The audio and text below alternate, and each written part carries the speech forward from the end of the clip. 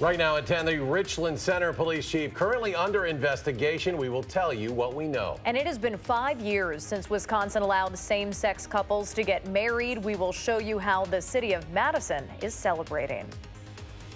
From the Channel3000.com Alert Center, this is News 3 Now at 10. Thanks for joining us. The chief of police in Richland Center is currently under investigation by the state. That's according to the Richland County Sheriff. Amy Reed has been looking into this for us today and joins us now with what we know so far. Amy? Well, we learned about this from a tip from Richland Center, the chief of police under investigation. Right now, we don't know exactly why, but we're working to find that out. Here's what we do know. Police Chief Lucas Clements did not come to the door today to answer questions we had about a current investigation the state is doing on him, a sign of just how tight-lipped the entire situation is. This started after we got a tip from someone who lives in town that the Department of Justice, and specifically the Division of Criminal Investigations, is conducting an investigation into Clements. The sheriff of the county confirmed that to us today, but he could not confirm the nature of the investigation, directing questions to DCI. They didn't get back to us for comment. A member of the City Police Commission, which is run by 5 private citizens and is in charge of department oversight, confirmed to us that Clements is on administrative leave, but couldn't tell us how it happened. They told us they couldn't give out any more information than that. The mayor of Richland Center, the county sheriff, and even others at the police department said they didn't know whether or not Clements was actually on leave. Lucas Clements has been the chief in Richland Center since 2015, but he's been in the department for about 16 years. And in that time, we couldn't find any other public indications of misconduct. Certainly something we will follow up on, Amy. Thank you so much. Thanks, Amy. A man died while authorities were trying to book him into the jail in Richland County last night. And now another agency is looking into what happened. Deputies arrested 25-year-old Kevin Flynn, who lived in Richland Center, after they said they found drugs and paraphernalia in the car he was in. They took him to jail, but while he was being booked, the sheriff said he had a medical reaction and died at the hospital. The sheriff said drug use is one of the big problems in that county, and it's getting to the point where people who live there don't really know what to do. They just are unable to help them right now. It's just that rampant out there. So we're here. We're here to help you. I've always told everybody that my hand's out, reach for it. The Grant County Sheriff's Office is currently investigating what exactly happened. The sheriff is waiting to release more details until the autopsy and toxicology report comes back. A Madison man is charged with mistreating animals and disorderly conduct after being accused of shooting the family cat. Court records show 51-year-old Peter Stern stood mute in Dane County Court today. A not guilty plea was entered on his behalf. The criminal complaint says Stern admitted to killing the family cat named Tinkerbell back in May, about a month after the cat was killed. He said there were several times where he would go downstairs to feed her and she would run between his legs and trip him. Stern signed a $500 signature bond. He's scheduled to be back in court next month. Dispatchers with the Adams County Sheriff's Office tell News 3 Now there is no update in the search for the child who went missing in the Wisconsin River earlier this week. That child reported missing about 6 p.m. Tuesday evening in southern Adams County. The child went underwater while swimming with family members along the beach and never resurfaced. The Adams County Sheriff Brent York declared the search a recovery mission Wednesday night.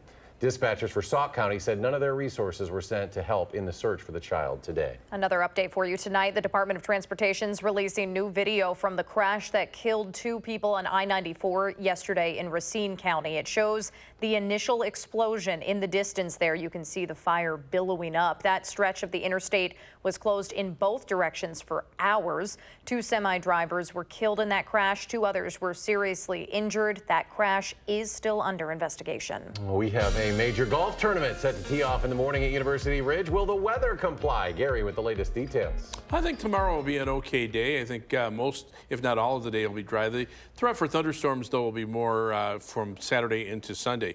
As we take a look at Weather Track, you can see today we had plenty of sunshine. Temperatures were in the lower to middle 70s as a result. Most of the rain has been out to the west of us, and you can see the thunderstorms that were in Minnesota have died out. Just a few showers remain, mainly up in north central and central Minnesota. Minnesota. Doppler track doesn't show any precipitation now across southern Wisconsin, and I don't expect to see any for the rest of the night. High temperatures today, low to mid 70s through southern Wisconsin. Basketball, though, did top out at 79, as did lacrosse. Madison hit 75, whereas Milwaukee near Lake Michigan only reached 65. Right now, temperatures are in the lower 60s through much of southern Wisconsin. By tomorrow morning, we'll be in the middle 50s. Look for skies to turn mostly cloudy for tomorrow with a slight chance of a shower or thunderstorm late in the day. High temperature at 75. That's your News 3 Now First Alert forecast. Thank you so much, Gary. Madison is celebrating marriage equality on the same steps where the first couples were married 5 years ago. Gabriella Becerra gives us a look inside today's celebration. Gabriella? Like any celebration, this one had cake, flowers, music, tears, and laughter as people who were a part of that momentous day 5 years ago came back together. Because we're going to the chapel and we're gonna get married. It was casual Friday, actually.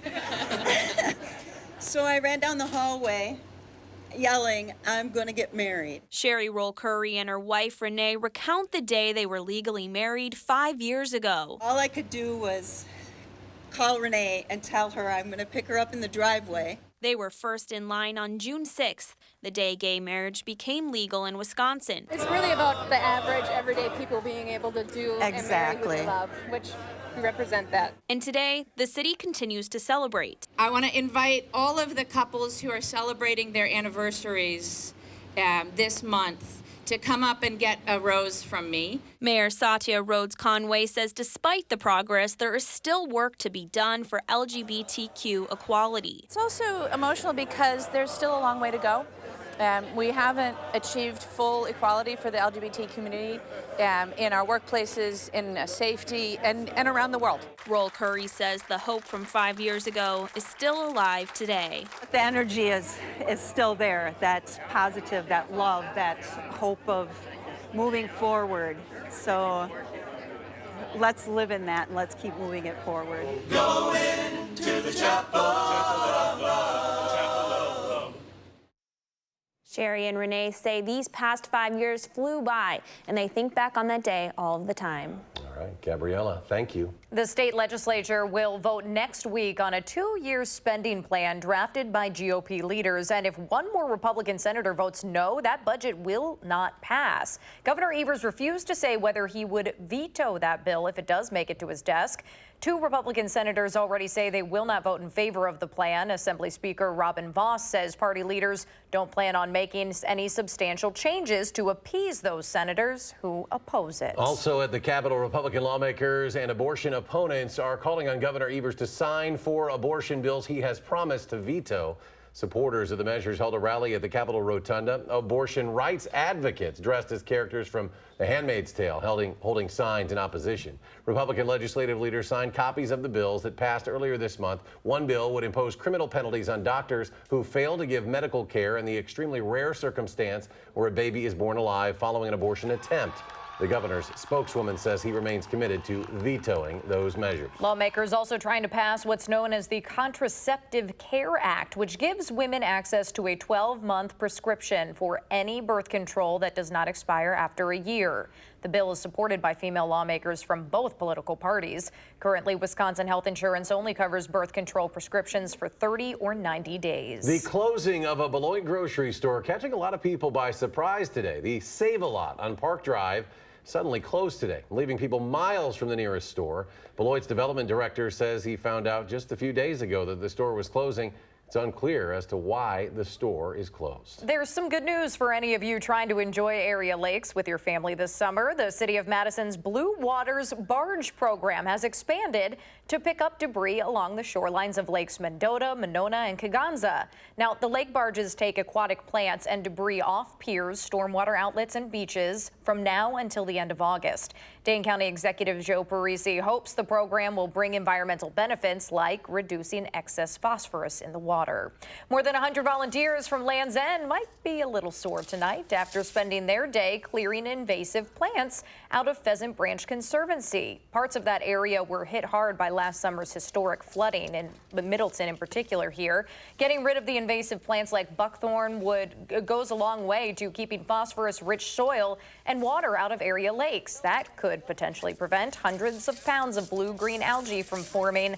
Middleton officials held a meeting tonight to talk about the state of Pheasant Branch Conservancy and the restoration planning process. Still ahead on News 3 Now at 10, Gary will have a complete look at your weekend forecast. Plus, a call for action story that might have you asking more questions the next time older relatives are making travel plans. We'll be back after the break.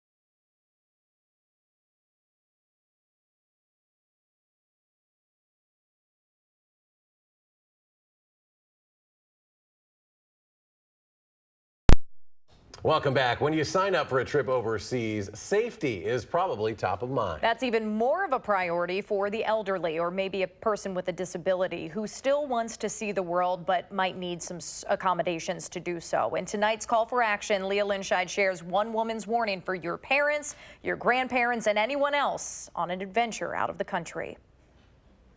Dorothy Dean. I like talking with different people from different places. Loves to meet new people. I've been to Europe. It's why she's so well traveled. Peru was the first time I traveled South America. That's not why she agreed to meet with us, though. A little closer to home, at a diner in Johnson Creek. I was scared. Dorothy uses a walker to get around these days. It's a result of a decades-old soccer injury. It's never stopped her, though, from finding adventure and new friends. But she didn't expect to find fear, too, on that trip to Peru. That they advertised that it was a safe, comfortable trip, and it wasn't. It was dangerous. It was put on by an agency out of Minnesota, specializing in disability and elderly travel. Dorothy did her due diligence, researched the company online, and spoke with employees over the phone. She paid $10 grand for that trip, but she says 2 excursions left her feeling unsafe and unsupported. The first, a trip to Machu Picchu that was put on pause for a local parade, leaving her group stuck in a van for 4 hours. For one thing, it's just not safe to put people in a van where there's no way out. There was no lift, there was no ramp, and even if there were, we all needed help. We all needed assistance getting out. The second, a trip to the coast. We were taken to what they called a mall. We were never prepared for what the weather was or what the mall was actually like. And it was actually an open-air shopping area right on the Pacific Ocean. And we were there from noon until 9 p.m. And we had one meal. And as it got darker and darker and colder, the wind blowing off the Pacific, plus the rain, we had no cover. We were stuck. And that was dangerous too. It's taken a while for Dorothy to come forward about her experience. Since then, she's been filing complaints with every agency she could find. I had to come to terms with the fact that this was not a normal trip, even for people that are in their 20s with total good health. We asked AARP, DATCAP, Disability Rights Wisconsin, and Employment Rights Incorporated whether Dorothy would be protected by the Americans with Disabilities Act, and there was no clear yes or no answer. The ADA does specify that transportation services have to support equal service for people with disabilities by operating accessible vehicles, among other things. So, where can you turn to then if your parents or grandparents want to take a trip like this? Unfortunately, even though we're not able to do much, I try to get her story out there to other people. The best AARP can suggest is do your research and make sure you're comfortable with a company before booking with them. Should you have a bad experience, you can call their helpline. Those volunteers will help connect you with resources or help you figure out what the next step is in the process. Dorothy suggests preparing for the worst with emergency contact information on hand during your trip. For a woman who lives for new friends, caution will now come first for her next adventure. With this News 3 Now Call for Action, I'm Leah Lynchide. Since Dorothy's trip, the company in question has closed down after the owner passed away. We did reach out to the travel agent who ran the Peru visit, and his lawyer declined to comment on the situation. All right, we turn now to Gary's forecast. We hit the switch for summer, and that means 80s next week, right? Yeah. It's like it knew it was happening. Yeah. It normally doesn't work out that way. No, it doesn't. This year, it's supposed to be 80 before this. You're right, and it's been a cool spring, and a lot of it's because of the cloud cover and the rain. And today we had a little more sunshine. There were a few light sprinkles over far southwestern Wisconsin this evening. Those have since fizzled out. Not looking for any more rain for tonight. We'll widen out the radar view, and you can see there were a couple of thunderstorms that just kind of fell apart moving into Iowa. Some light showers still holding together just north of the Twin Cities, but even those will be gone before too long. Now tomorrow there'll be some thunderstorms that will be developing out to the west of us. Storm Prediction Center has a large area of slight risk from the eastern portion of North Dakota and western Minnesota through much of Iowa. A marginal risk of severe thunderstorms for an isolated strong to severe storm with hail and gusty winds into southwestern Wisconsin, south and west of Madison. And on Saturday, there's a marginal risk over far southwestern Wisconsin. The severe weather threat settles a little bit more to the south. Rainfall, that's another story. This is through Sunday at 6 p.m. Looking at generally around a half-inch of rain through much of southern Wisconsin. There'll be some localized areas in excess of an inch in some of the heavier showers and thunderstorms, but there'll also be plenty of dry hours as well for even though the rain will be falling from Friday night to Saturday and Sunday. Now beyond that, the U.S. longer range computer model shows perhaps an additional inch of rain across southern Wisconsin. Look at the totals though over the next 10 days, close to 5 inches over parts of northeastern Iowa. The European computer model showing the threat for heavier rain shifting to the north into parts of central Wisconsin as a warm front sets up there, keeping us pretty much in the 1 to 2 inch range. Again, this is beyond the inch or so, or half inch to an inch that we'll see as we head through the weekend. Now, as we take a look at the time lapse of the Queen Bee Radio Skycam today in Platteville, you can see sunshine with some fair weather cumulus clouds popping up, and then a few sprinkles move through the Platteville area, but you can see the skies starting to clear out as we headed towards sunset. The live view from the WISC Skycam looking back toward the Capitol in the distance. Pretty quiet night out there right now. As we check out our almanac for today, high temperature 75 degrees, the low at 56, so just a little bit below the averages of 79 and 58. Right now our temperature still at 63 degrees. The air is calm. Humidity is at 70%. Temperatures right now 60s through much of the state, low to mid 60s with a little cooler air up near Lake Superior. But you can see the activity out to the west of us, those showers just kind of falling apart. The main storm system is gathering strength farther to the west, even bringing some snow into the Rockies west west of Denver and up into parts of Montana. But that weather system will bring chances for showers and thunderstorms over the next couple of days as it basically rides a west to east jet stream pattern, which will be a little closer to southern Wisconsin, giving us a little better chances for rain. These cold fronts are weak. They're not really have much of a temperature difference along them, but they are providing the focus for occasional thunderstorm activity. High temperatures today did get into the 90s through much of Kansas, but you can see 70s to low 80s elsewhere. Still a little bit below average for this time of year, and right now temperatures are mainly in the 60s and 70s, still in the 80s from about Kansas City southward. Forecast for tonight calls for skies to be partly cloudy. Low temperature will drop off to about 56 degrees. For tomorrow, we'll see skies turn mostly cloudy. There is a chance for a shower or thunderstorm late in the day. High temperature at 75. As we check out future track, notice things pretty quiet overnight. Low temperatures mid-50s. Tomorrow should be dry for much of the day. Maybe a shower or thunderstorm chance late in the afternoon. Highs in the mid-70s. Tomorrow night, we'll see some chances for showers and thunderstorms. Low temperatures dropping into the upper 50s. And then on Saturday, some chances for showers and thunderstorms, but plenty of dry hours as well. High temperatures in the upper 70s. As we look at the 7 to 10 day forecast, shower and thunderstorm chances in the forecast for Sunday and Monday with highs around 80. Tuesday, Wednesday, and Thursday, the rain chances go down a little bit and the temperatures jump up into the mid-80s. It looks like we'll stay there all the way through next weekend with maybe a thunderstorm chance toward the end of the weekend. So a little more summer-like weather. Yeah, as no summer kidding. comes in tomorrow. It looks kind of nice next week, though. It does. Yeah, we for haven't the seen most that part. warm weather for a while. Yeah, a little humid, though. Sticky. All right. Thanks, Gary. Thanks, Gary. One former Madison Mallard making a run at Rookie of the Year. The National League Sports is on deck.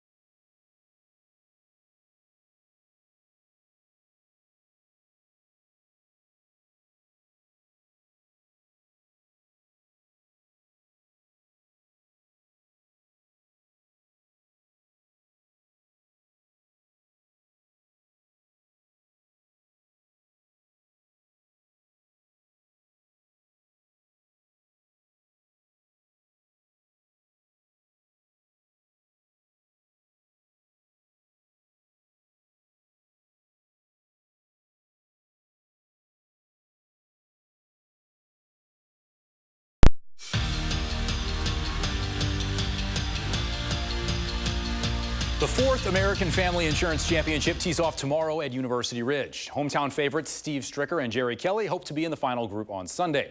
Now for Stricker, that means doing less partying at the Toby Keith concert tomorrow night and block out all the non-golf stuff. Now the golf stuff starts with going back in time. He's on his fourth set of clubs this year, and they're modeled after shafts from 2006. So Stricker wants to stay in 2006, but in 2019. Still trying to find what I really like, and it's been a challenge. But I got a good set in here. I played them at the Memorial. Probably hit it the best I've hit it all year, really, with the irons. So that was exciting, and that's why they're in here again this week. Jerry Kelly hasn't been healthy in a year. Now he said he's feeling better and that the physical brings back the mental side, which is just as important in golf. Kelly finished second place at the AmFam last year and admits he's, quote, pretty jacked up. And there will be no calming of the nerves when he tees off tomorrow. It's not chill, because I'm not very good at chill.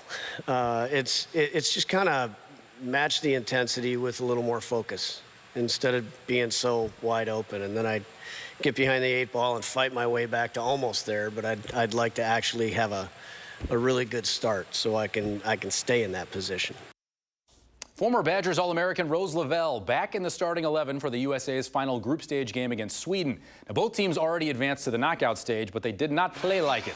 Jill Ellis going with what's considered her best available lineup, and it paid off early. Megan Rapinoe's corner is loose. Lindsey Horan puts it home. And the red, white, and blue on the board, 1-0. Second half, it's Rapinoe again. Head up, gives it to Tobin Heath, who's going to work a serious angle. Still don't know how this one finds back netting, but it does. USA wins 2-0. They'll play Spain in the knockout round of 16 on Monday. Brewers starting a 10-game homestand against the Reds. That's Craig Counsell yelling at Jimmy Nelson for giving up runs early. He should have yelled louder, maybe. Jose Iglesias, 2-run single in the first, makes it 3-0.